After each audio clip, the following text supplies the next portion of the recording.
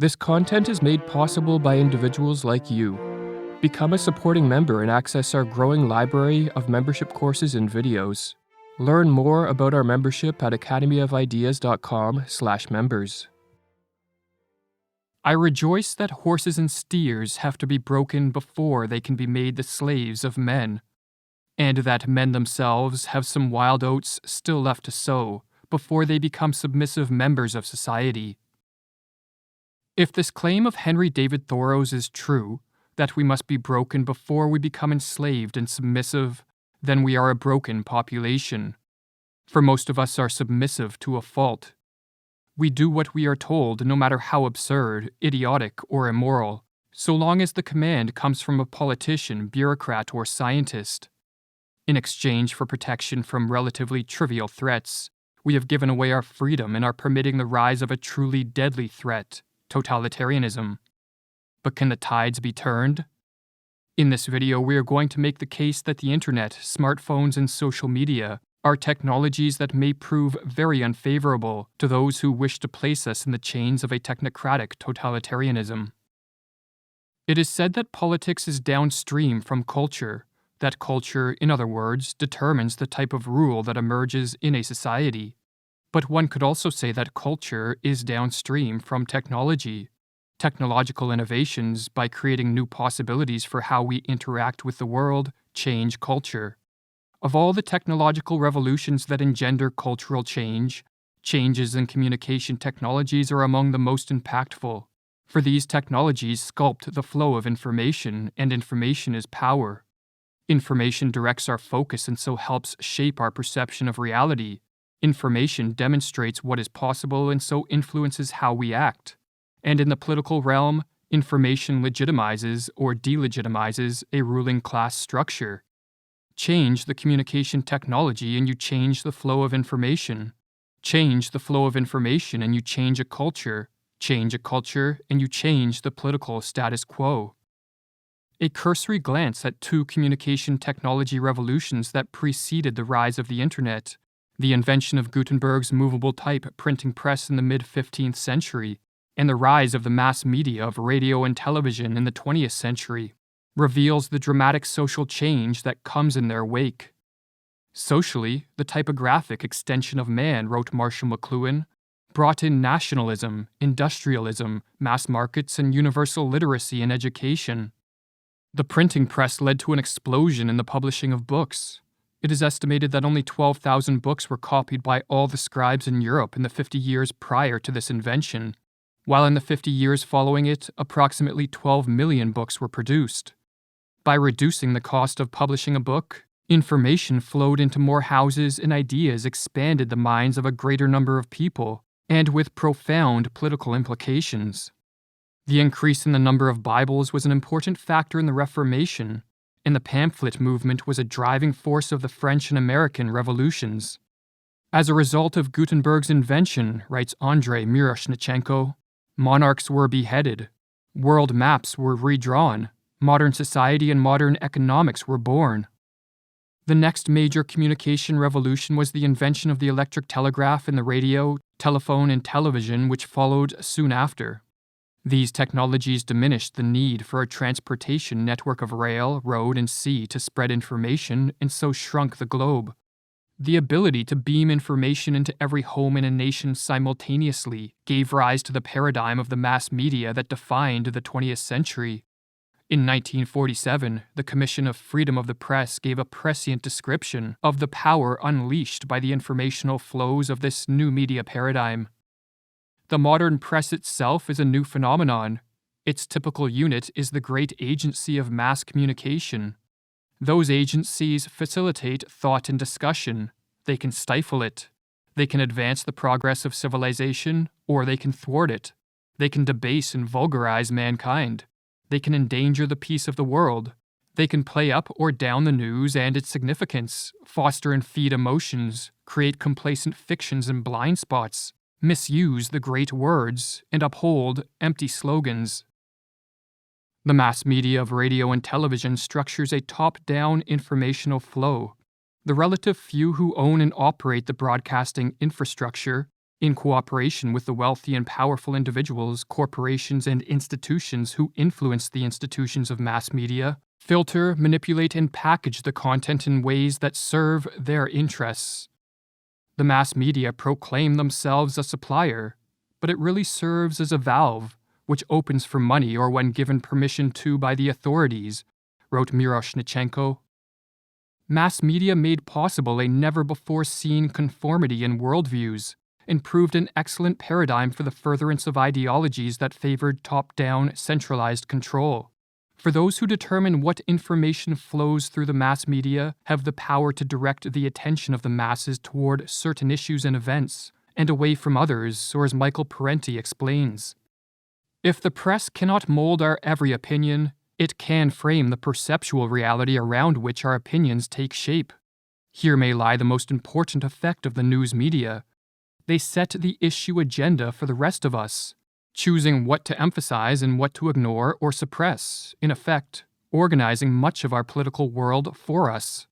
The media may not always be able to tell us what to think, but they are strikingly successful in telling us what to think about.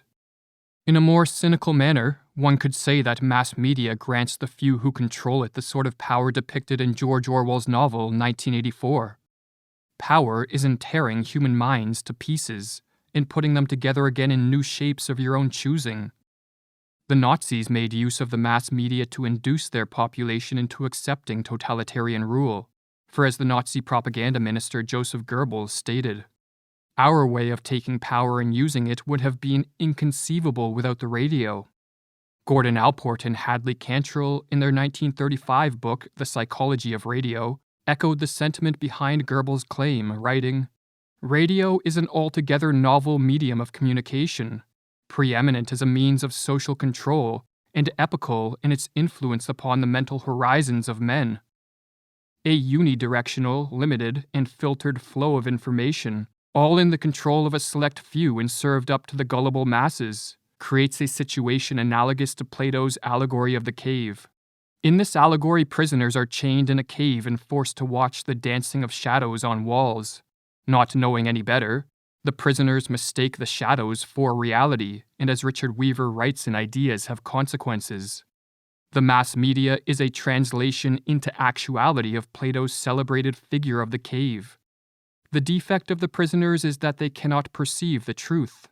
The wall before them, on which the shadows play, is the screen on which press, motion picture, and radio project their account of life. And herein lies the power of the internet revolution.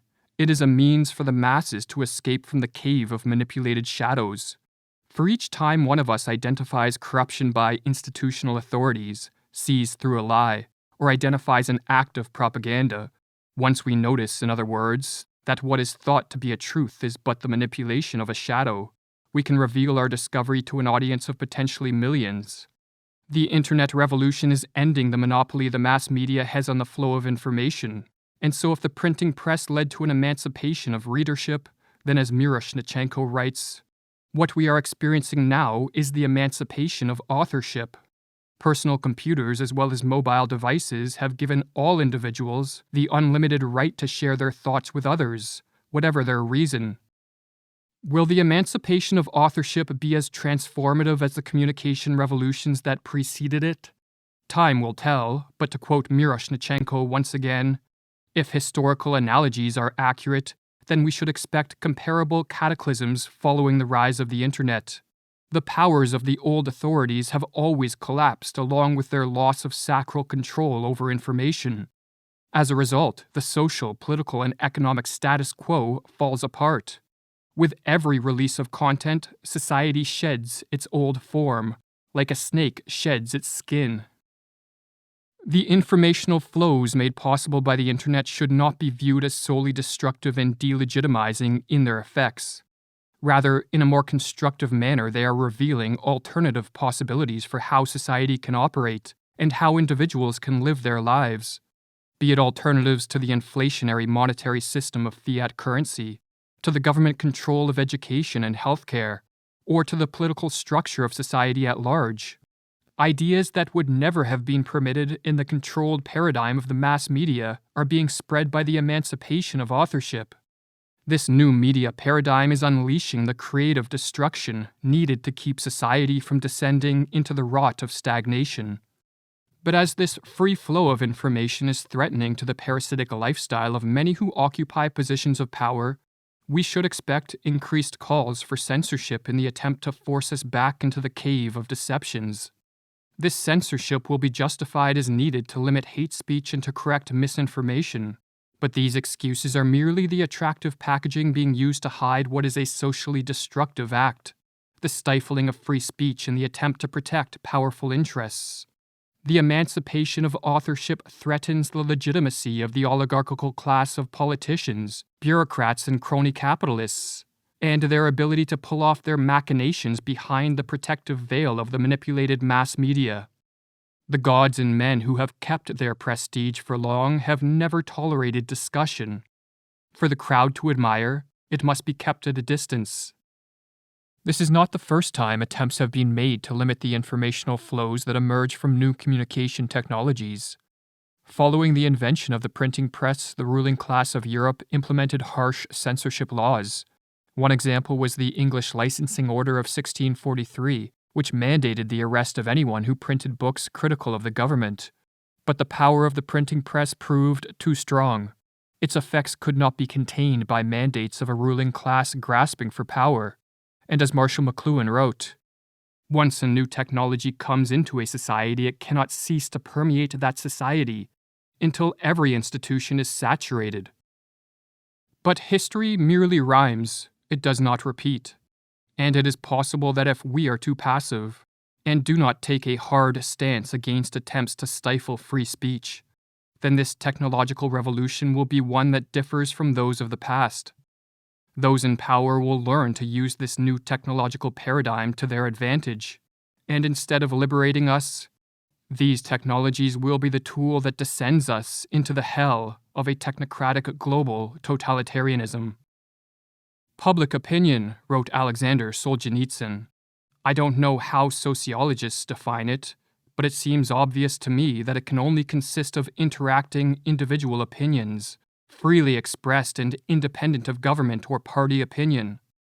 So long as there is no independent public opinion in our country, there is no guarantee that the extermination of millions and millions for no good reason will not happen again, that it will not begin any night, perhaps this very night. Become a supporting member and access our growing library of membership courses and videos. Learn more about our membership at academyofideas.com/members.